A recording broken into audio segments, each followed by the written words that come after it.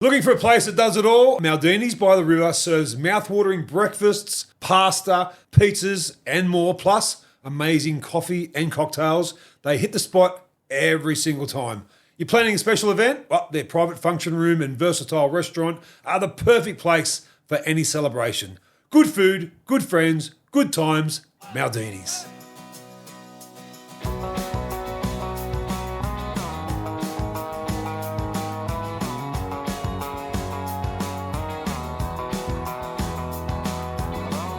Welcome back to Life in 5, the podcast where we speak to some of the biggest names in sports, entertainment and the media. I'm MG and today's guest is a man who bled red and black for the Bears and he's still doing it. A one-club legend in the heart of North Sydney through the 80s and the 90s. He was a tough player, skillful and a true leader on and off the field.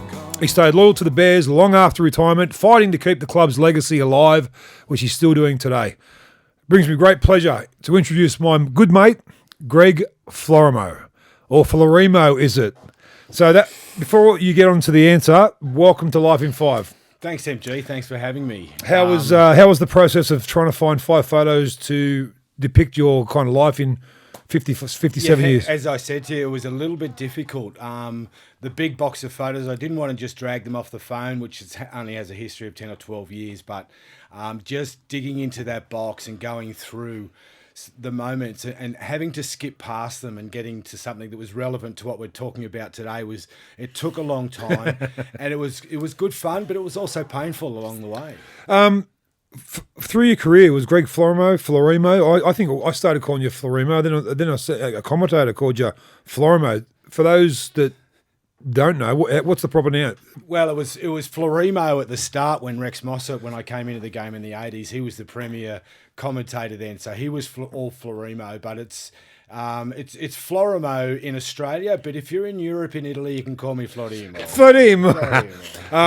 You've been tireless with your work behind the scenes with the new franchise with the Bears. We've had a couple of meetings as ex old boys of both the Western Reds and the Bears, but you've, as I mentioned in the intro, your fight for the Bears' inclusion as something big has been ongoing for a long time. Talk us through what happened, say, after you retired from rugby league. Then where did you go? Yeah, look, it's really exciting, MG. You know, at the moment, you and I are talking to Mal about a few things, and after 27 years to see it come to fruition, not quite in the guise that we originally thought it was going to be, but it's the Bears, it's red and black, and that's what the people wanted. So that's what we've achieved. And look, along the way, it's been difficult. It's been really difficult because there were times when all around me were shaking their heads, were saying, look, you know, it's not going to happen and you're mad. Oh, the Bears should take a different tact or just stick to reserve grade or get in Ron Massey Cup. You know, I heard all those comments over the years. Our meetings with the various CEOs over the years were never, ever disparaging. It was always, well, look, you know, I respect the brand. I respect the history. I'd love to see the Bears back in the NRL, but it wasn't until Volandis stepped up and showed some courage. Kahunas, we called it. Yeah, that's right. That's right. He had a vision for the game and the direction of the game, and he's following that now. And thankfully, you know, the Bears were part of that vision, but it was tough, mate. Yeah, definitely. Well, I've been excited. Like, obviously, being an ex-Western Reds player, only for 3 years. Your life has always been a Bear. I remember we've played with each other back in the mid to late 80s. We're both in the under-19s, was it? City in New South Wales. Yes. Then we played basically with the same age. So, but I remember you burst on the scene a year before me. And for those watching or listening to this podcast, Google Greg Florimo skateboard, because you're known as a skateboard kid. Tell our listeners and our viewers exactly how you got that moniker and how did it come about? Well, it was a form of transport because I was only an 18-year-old coming to training and I didn't have my license. I didn't have a car, so I rode from Willoughby to Primrose Park and begged for a lift home after training 3 nights a week. So it was transport, and I just happened to be out on it on the day before we played Canterbury on the Sunday. It was my debut in the NRL. I'd actually made my debut in a Panasonic game a couple of weeks beforehand, but it was my NRL debut, and Of course, I cut my head open. I fell off the board. Jesus. I had 7 stitches put in the afternoon, and then turned up with my headgear on game day. And Chicka, the coach, said, what's going on? And I said, well, I've fallen off my skateboard and I've got stitches in my head. It was on the back page or the front page of the Mirror, the Sun. The media went mad. Didn't they? Next week. Who'd you play in your debut? It was against Canterbury, so I was up against Andrew Farrow. And Chris Mortimer. Yes, yeah. I made my debut against the Dogs as well. There you go. The year later, 87. At Belmore it was too. Oh, yeah. How'd you go? We won. So we were going okay that year. But yeah, it was the next week was crazy. Oh, I bet. It was a silly thing to do as a kid, but we were kids. We were out mucking around and having a good time, and it was only a little skateboard. It wasn't the full size one, so it was better for transport, for speed, to get up and down gutters. It's gold, man. Yeah. And it was good for fitness. Yeah, yeah, of course. Yeah. Okay, well, these days, if you haven't got a skateboard, the modern-day rugby league player will get on a scooter or an e-bike or something and get the transport anyway. Yeah. Your first photo, my man, this, I take it, is of you and your beautiful bride. Of how many years? Tell us about how you first met and how long has this love been going for? Okay, well, we're 33 years married, coming up to 34 soon. And that photo was taken at my testimonial night, my final. It was the lead up to my final game in my final week at North Sydney in 1998, before we were heading to England for a couple of years. So Stephanie organised that event really splendidly. But she's been my childhood sweetheart since she was at high school. I was just out of high school. And we've been through everything together, and she's an amazing person and has supported me all the way through. She was a house mum mostly throughout my career, and now has found a career after now that the kids have grown up and moved out. So she's really fulfilled now. She's had a family, she's got a bit of a career going now, and she's very proud of me, as I am of her. Very similar. I met my wife when she was in year 12 and I was just left school, and we just went 32 years married, and man, happy wife, happy life, isn't it? It's true what they say. Yeah, that's right. It's not hard to keep your wife happy, because all you got to do is just show her the love that they show you. Yeah, well, just don't forget the anniversary. That's a big one. How many times? We both have. Yeah. Like ours is, I don't know if ours was the 31st or the 30th of October for years. And then a couple of times my mum and Megan's mum would ring and say, happy anniversary. And we both say, oh, shit, it's our anniversary. Well, we've got it on the number plate, so we can't forget. Have you? Yeah, 191, 19th of the 1st. So, what's her new job? What's she doing now? She works in juvenile justice, so she's in a facility there at on the Central Coast that is looking after some pretty tough kids, and kids coming from tough environments. Very challenging environment for her, but she's part of a team, and she's contributing to something that is hopefully adding value to society. And she feels valued there, and she's and she's finding herself, and she's growing into the role and enjoying it and loving it more and more. What a great thing to experience that, having kids probably as she was younger. Then to go full, now empty nester, and mine's the opposite. My kids are all still out of my home, but to find another career, I think that's well done, Steph. You're a bloody trooper, darling. I love it. Photo number 2, you kind of are a wild man, because first of all you said about a skateboard story, but now your motorbikes are your passion. I know that. Tell us all about photo number 2, and why does this make Greg Florimo's real?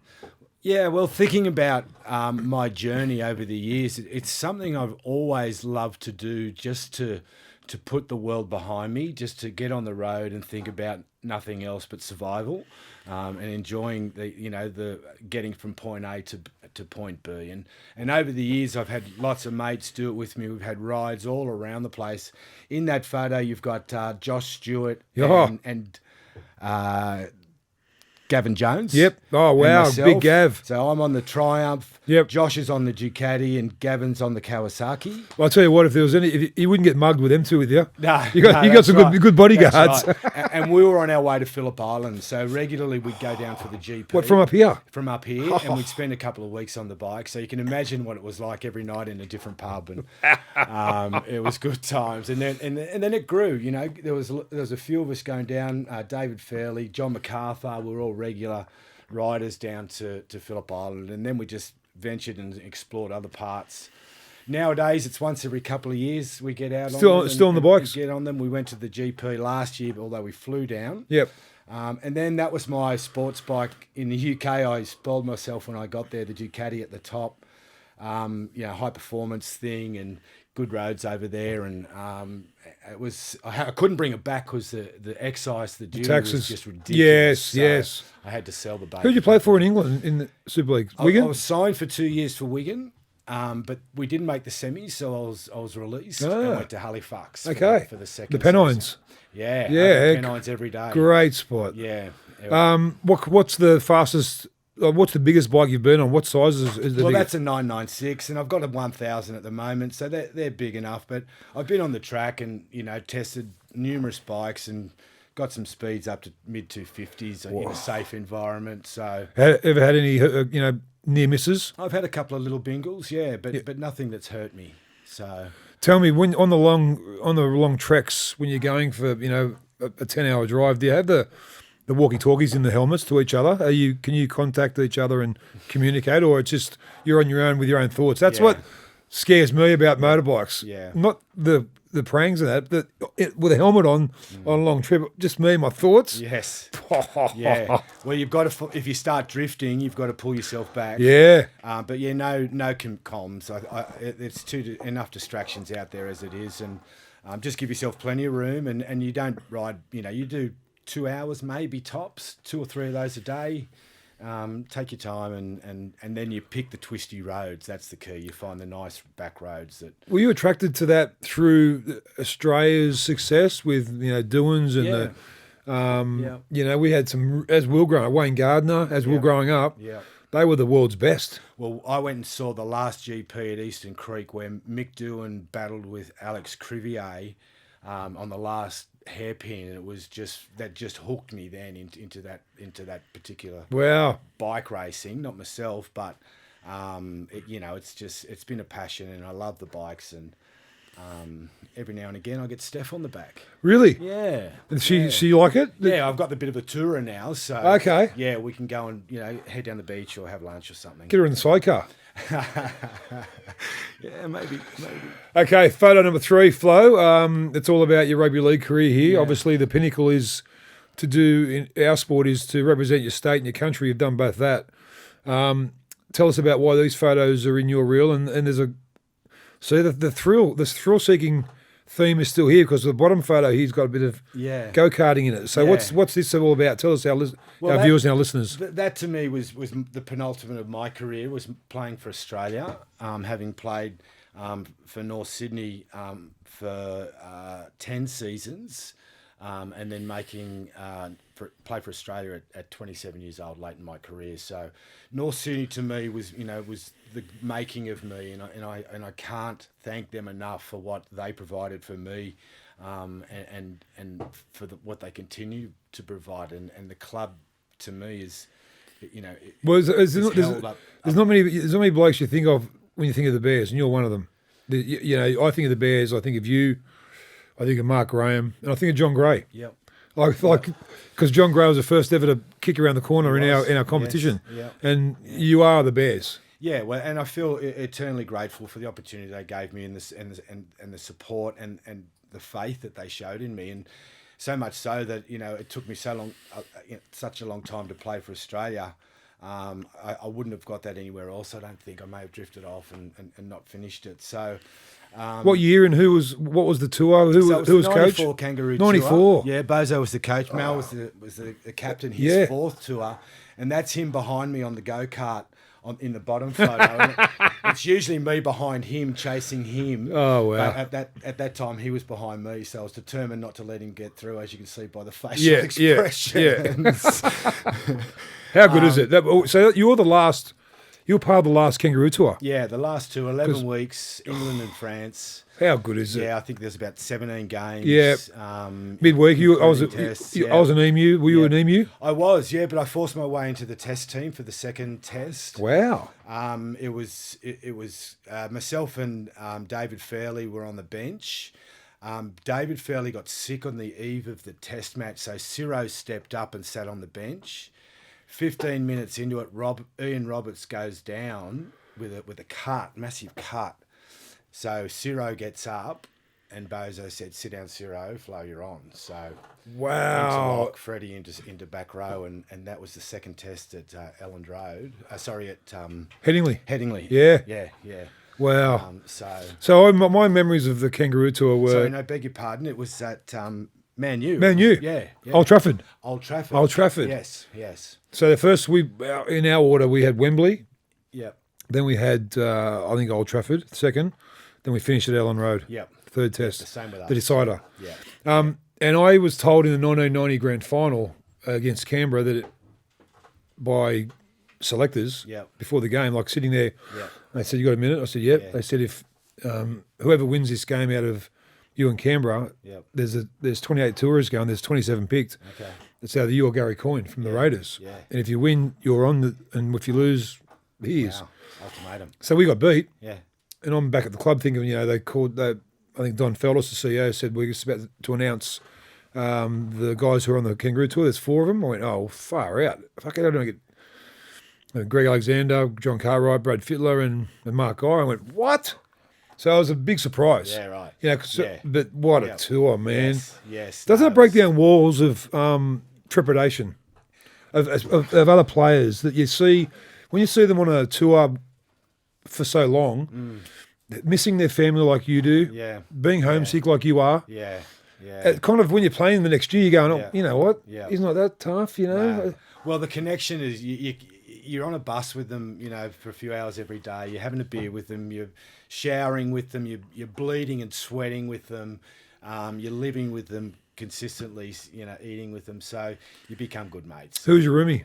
I was with David Fairley, actually. Yeah. Bears on Bears. Bears on Bears. It wasn't supposed to be that way, but it ended up that way. So that was fine. Good fun. But, it was just that top photo was our first photo. That's at Leeds. That's at Headingley. Yep, the introduction photo. So that's the first time I'd put the jersey on. Wow. Just for that photo. So that's why I felt pretty stoked about that moment. And then the middle one was just a day off. We're at a pub, and Early it was Forex just us, and it was a dance off. That was a dance off. So I'm not sure who's in the middle dancing, but someone's in there, and you had to get in and do your grooves for Who was the who was the Dally M points? Who was 3, 2, and 1 on that tour? As far as the, Well, I think Freddie was hard to beat. Well, Freddie went 4 years before in the 1990. He went away as an 18-year-old at 88 kilo. Yeah. Come back at 104 kilo. Right. So he was definitely on the podium. But someone like Alfie Langer, man, touring with him. Oh, he was crazy. You just stay away from Alfie. If he's at the back of the bus, you're at the front of the bus. Yeah. Just let him be. Him and Kevy together, they were relentless. Were they both on 94 as well? Yes. Oh, wow. Yeah, so. And then we go to France. So that's where I made my debut at Avignon. We went and we're sitting there playing in like -4 degrees at Carcassonne, and there was a kerfuffle at half time. We went, "What's going on here?" And all of a sudden, in comes this crowd, and Bozo's addressing us at half time, going, boys, that you're playing like friggin' pricks. Like, what's going on? This is a stranger. He's get in there and do it. And all of a sudden, in comes this bloke with all these cameras flashing. It was Kevin Costner. He was making Robin Hood at the one of the castles up the road. Yeah. He wanted to see what this rugby league thing was. Yeah. So David Gillespie, who was my roommate for most of the tour, he got a photo with him, and just at half time. Bozo's going, "Who's this Neville?" I said, "It's Kevin Costner." Like, they don't care. I hope you won. Oh, we won. Yeah. We only got beaten the first test. Yeah. But, us. yeah. Yeah.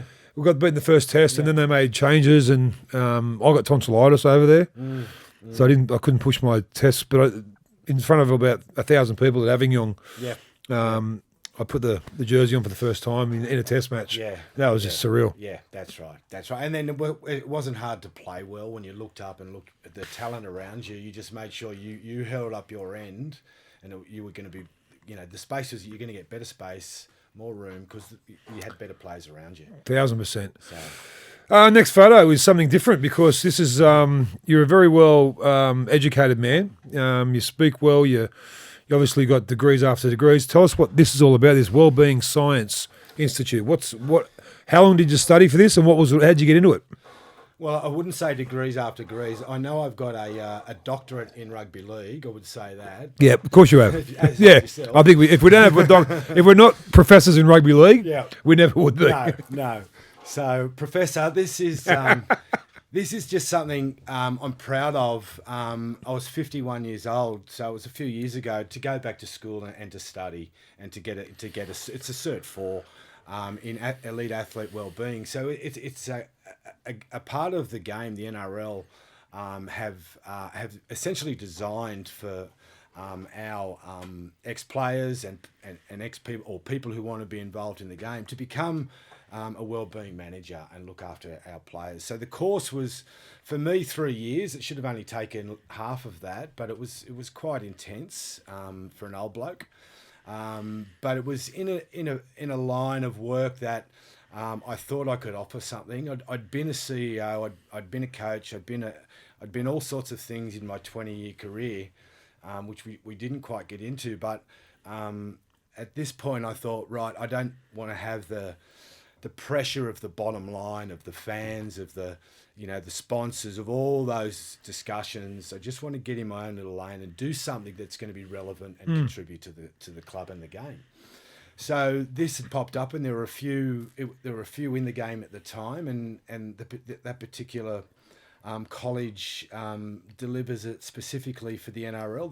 This that's awesome certificate. Yeah. So there's one of us at every club. Which is mandated, the delivery of the program that the NRL keeps you younger, doesn't it? When you're studying, when you're older, I've done the same thing at 52. Yep. Opened the gym. Yep. Done my Cert 3 and Cert 4. Yep. And all of a sudden, at 52 years of age, I'm more qualified than I ever was as a 32-year-old. Yeah. Yeah. No, you're right. You're right. The brain starts moving again. It does. Yeah. And then that whole growth mindset of what I can do this now. What's next? What do you hope? What's the long-term goal? What do you hope to be? It's just care of when you get older. I mean, what do I hope to be? What do you hope to be as we're getting closer to 60 than 50? Yeah. What do you see the future in the next 5 years being? Well, I think this is what I'm going to be doing. I think it's a really important part of the rollout to young players. Bloody oath. We've got 180 players in our club, all at the Bears started, across 5 grades, and they're all sorts of not just issues with relocation and employment, but issues with family and relationships and work. All those things come with those players, so they can't just talk to the coach or the manager. My role is to sort of engender a bit of trust, get to know them. And it's been a tough week this week. There's been some issues that we've had to deal with. Well, we don't sweep them under the mat anymore. We can't. It's a different world we live in 2025, or 2026, as we're getting closer to it. It's just a different world we live in, and a few of our guests on this podcast have spoken about mental health, and and it seems to be that every second person now is up to speed on exactly what it means to have the mental health, not have the strength and the mental health as you have in your body. Sometimes it's harder to make it work up here than it is in, we can do bench press and stuff and lift weights, but how do you make this stronger? Well, yeah, and it's about well-being and being able to regulate yourself so that you are operating as your best possible self every single day, and that doesn't happen every day. There are things, there are practices you need to do that only you will understand, and you decide what works for you. So that effort of self-determination is important, so we all understand, right, what makes me tick, what makes me feel good. But that doesn't happen every day. So there are times when we have mental ill health, and that touches everyone at some level. Yeah. Across any period in their life. So how do we combat that? How do we make ourselves feel better?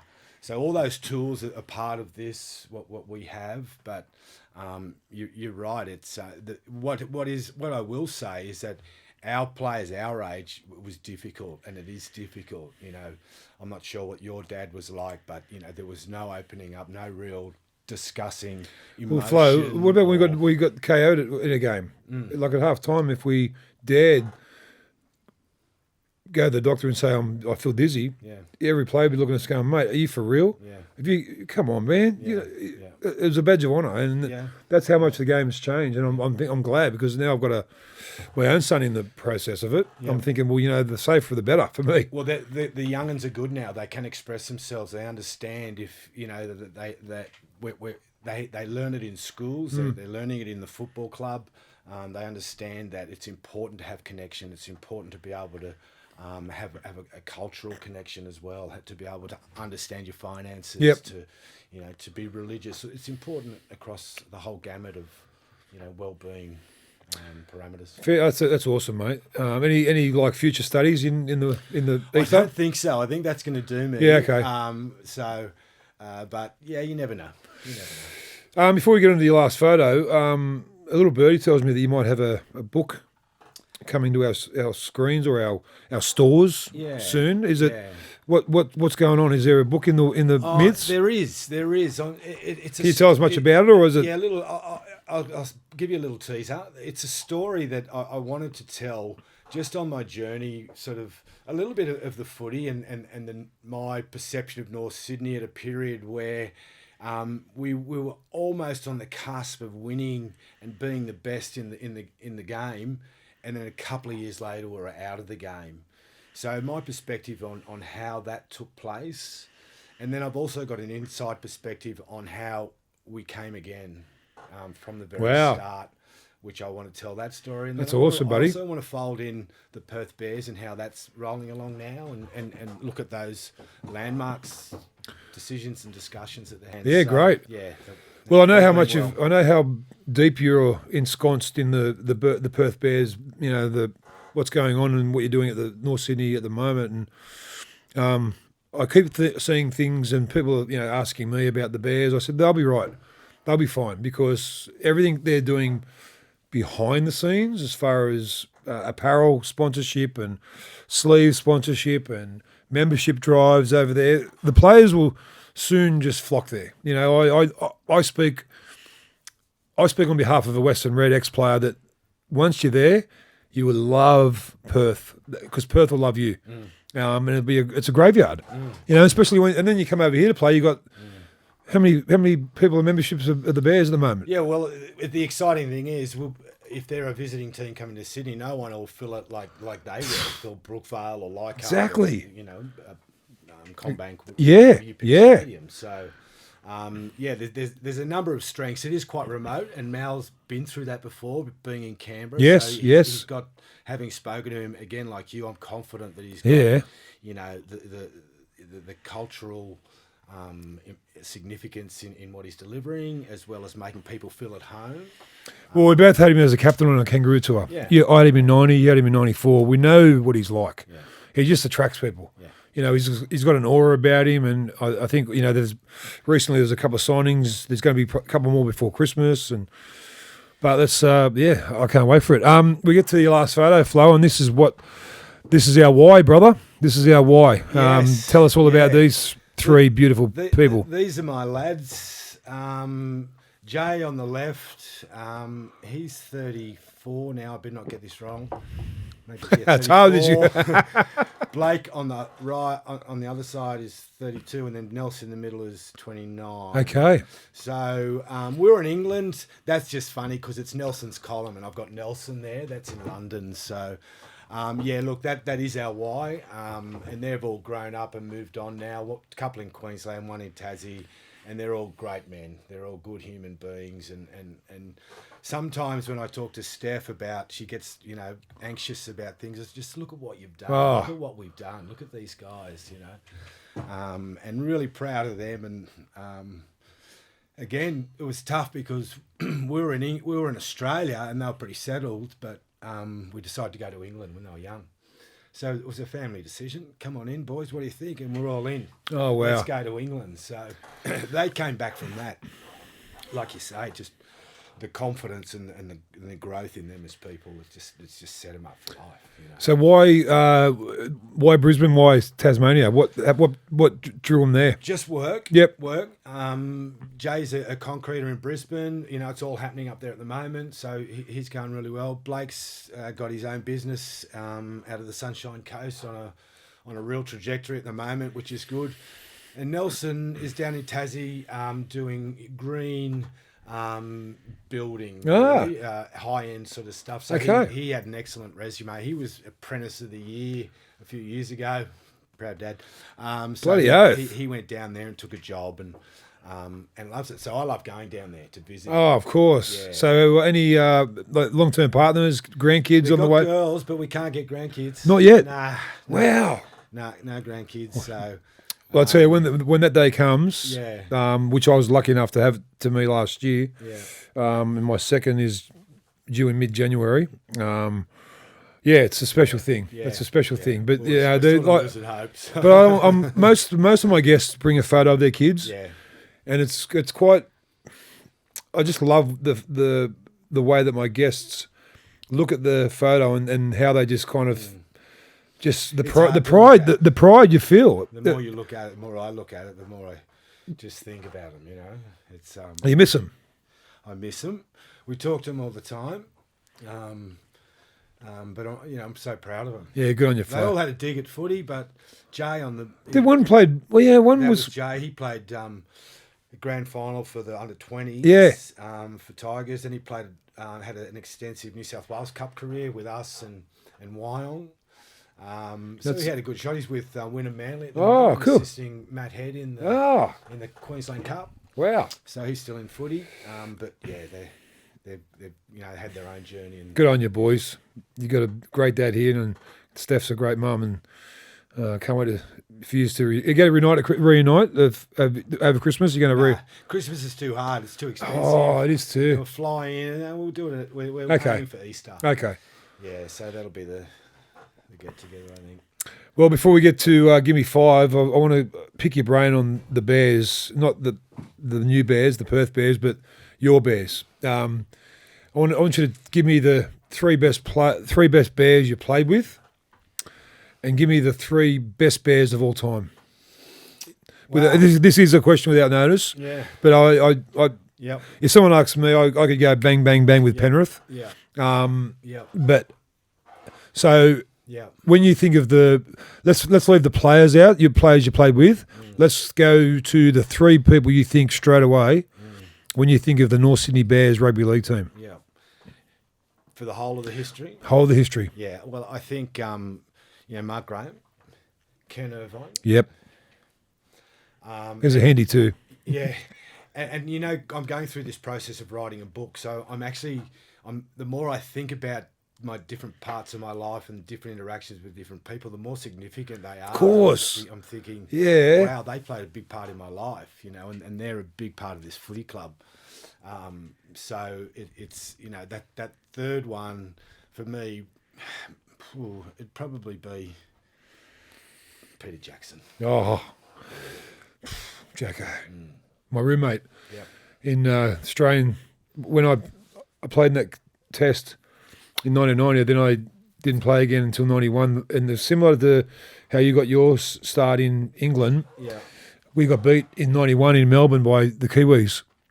And they got out with the old in with the new. And I was one of the new, and Jacko was 5'8", and Craig Salvatore was new, and Cement was my second row partner, and I was his roommate. And what a bloke! Yeah, what a man! yeah, And in '91, which I watched recently, yeah. they'd come up somewhere. You know, how on social media, that's one of the really good things I like about it. Sometimes they bring up games, and they showed us that game of us in '91 against you guys when Halligan kicked 1 from 5. Yeah, yeah. We won 16-14. Yeah. That was it. Yeah. Because in the second half you were all over us. You just come at us like a barrel out of a cannon. We were a victim of our game plan that year because we had such a good goal kicker. We would take the two from anywhere on the field, regardless of whether we had any momentum or hadn't had the ball for 10 minutes or whatever. And 2 points throughout the year. It was working for us, but on the day when he missed a couple, when you look at modern day games, it's tap and go. It's kick for touch. Let's go. Bloody oath. You know, so. That was like there were 4 times through the 90s that we got to that point and didn't kick on. And that'll be in the book. Yeah, I'm doing the book. And again, I'm thinking about it and going through the pain. Oh, it's awesome. Okay, sorry. The 3 players. Who are the 3 players that the best teammates you had to play with? Well, Jacko. Let's put Jacko back in the teammates one. Okay, so who's next? Who's the legend with Mark Graham and Kenny Irvine? Kenny Irvine. I guess Donnie McKinnon. Donnie McKinnon. Donnie. Wow. He was there when I came. Yeah. Big, larger than life. Yes, good man. His family were there throughout the club's history as administrators, coaches, players. So. Okay, the 3 teammates. Jacko's one. Jacko's one. And again, it's teammates that I really connected with. That we worked hard together with. Gary Larson. Yeah, Larry. I played more footy with Gary than anybody else. We played over 200 games together, so he'd have to be the other one, Lasso. And oh gosh, this. Let's say JT. Jason Taylor. Yeah. He took my game to another level when he came to the club. I was a running. Did he come from Wests? Yeah, I was a running 5'8" centre. And once he got there with the passing game, I was just hitting holes all day. Oh, and could you hit him on? Oh, that was fantastic. Okay, now my favourite part of the podcast where we ask you some questions. You just give us your first answer that comes to your head, mate. Okay. Your favourite band and song? Well, at the moment, I'm thinking Kings of Leon, Revelry. I think you're the 3rd guest that say Kings of Leon. No. Yep. Oh, Kings of Leon. What a band. Yeah, they're unreal. And they're all related, They're really? they're cousins or brothers. There's 2. I think there's 3 brothers and a cousin. Yeah. So, I think Joshy Morris was one guy who said them as well. Okay. What about your favourite all-time TV show? Oh, it's got to be Seinfeld. Still rolling through the reruns. Do you know there's a Seinfeld channel on Foxtel now? Oh, is there? Yeah. All day. Yeah. You can watch Seinfeld all day. So when I go to bed at night and there's nothing on TV, I'll put it on and go, oh. Well, we'll find ourselves at the end of the day counting how many Seinfeldisms we went through, where it was just an exactly the same scenario from the television show. That was good. It was late 80s, I think it started. Yeah. But then all through the 90s, that was the show. We got to see him. We went to State Theatre when he first came to Sydney many, many years ago. How was that? A few of the boys went. That was unreal. And he came to North Leagues to stop over for water on his way in. What? So he was at North Leagues that day. Wow. But I also saw him recently in the city. Yeah, just as good. Yeah. Okay. What about your all-time favourite film? Oh, yeah. There's too much sport on telly for films. So just Green Mile. Green Mile. Yes. That's That's sad. It's sad. I know. Oh, man. I love that movie. Yes. Yeah. Okay. You were saying that rugby league is your favourite sport because you're so ensconced in it. What's your favourite other sport? Well, I enjoyed motorsport, obviously, the GP, but I was a big squash player as I was growing up. What? Yeah. Do you remember, just on a side note, Sports World with Rex Mossop? Yeah. Just have a little side thing with the squash player of the year. Yeah. Yeah. Just maybe in the early 80s? Yeah, I do. Would have been. I think who was good at it? I think Artie Bootson might have won it once. Was a player, yeah. John Gray might have been one of them. Yeah. But they had squash tournaments. They did. To find the best squash player in the rugby league. And I loved it. And then I remember playing Michelle Martin, who was the women's champion, in a glass court in Martin Place that they directed for a game of squash. It was fantastic. Fit man. Yeah. Got to be fit. Agile. Is there squash court? Is there still squash courts There's not many. There's a few. Racquetballs and stuff. There's a few. It's still a sport. But pickleballs now. I'm talking about an Olympic sport. Okay, squash. Yeah. Okay, finally, I've grabbed your phone and I'm looking at the most famous contact in your phone. Who would that be in Greg Florimo's phone? Oh, there's not much, but I've got one here that you might enjoy. Yep. Oh, some of your older viewers and listeners might enjoy. Bing Crosby. What? That's him. You heard him? Bing Crosby. He was in with Frank Sinatra and Sammy Davis Jr. What's he in your phone for? Mate, he's just in there. Don't worry about why he's in there. Brother, absolutely awesome. On behalf of Lily Pilly Wines, we have a nice red and white for you. Oh, lovely. Mate, thank you for being so open and honest. And I can't wait to read the book, but also I can't wait to see what's next in our chapter with the Perth Bears. Yeah, really well done, mate. Appreciate you having me. Thanks. Thanks, Flo. very much. Ta, buddy. Cheers.